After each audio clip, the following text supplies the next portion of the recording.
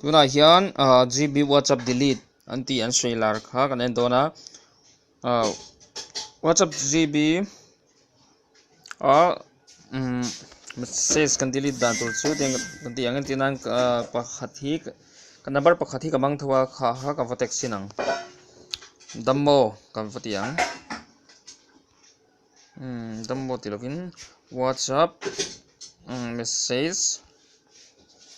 delete WhatsApp message delete dan big WhatsApp GB WhatsApp tengin ketiang GB WhatsApp atangin tengka senta kha heta ema kan en liang hian lo lang ta ti khwan kha ka bek lenga imu tho tro khu alang ta ti khan ge ma pakhata han ka percent ta chuan kha WhatsApp GB ringin kan dili dan tu chu ta hian ni kalanga hi i select ang copy turang khan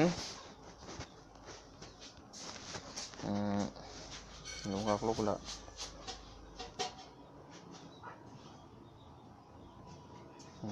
hian ni kalanga ta hian star recall ti khan omanga translate recall ai kalanga recall limitang khan i WhatsApp message lo tanga GB WhatsApp tanga delete dan chu ni khan kan en le leang ta hian pakhata ko WhatsApp pa nga ya khan kan follow le ta namu thei talo ni ti khan ta hi ka GB WhatsApp pi kha hi ta ti khan ni